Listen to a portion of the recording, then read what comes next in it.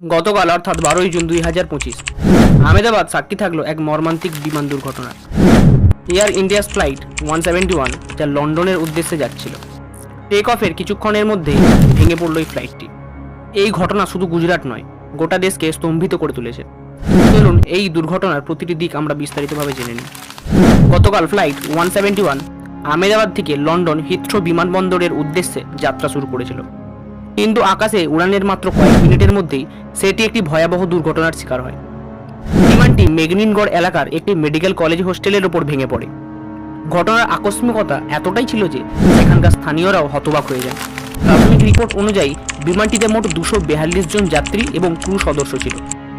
দুর্ভাগ্যবশত এই দুর্ঘটনার প্রায় 241 জনই প্রাণ হারিয়েছেন, যা সত্যি হৃদয় বিদারক। অলৌকিকভাবে শুধুমাত্র একজন যাত্রী এই ভয়াবহ বিপর্যয়ে বেঁচে ফিরেছেন, যার বিস্তারিত পরিচয় এখনো পাওয়া যায়নি।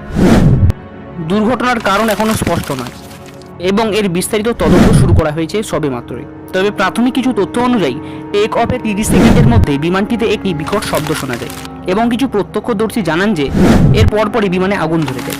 এরপর বিমানটি দ্রুত নিচে নামতে শুরু করে এবং হোস্টেলের ওপর আছড়ে পড়ে।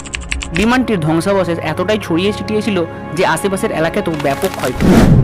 তদন্তকারীরা এখন ব্ল্যাক বক্স বিমানের ইঞ্জিনের ডেটা এবং প্রত্যক্ষদর্শীদের বয়ান বিশ্লেষণ করছেন, যাতে দুর্ঘটনার আসল কারণ জানা যায়।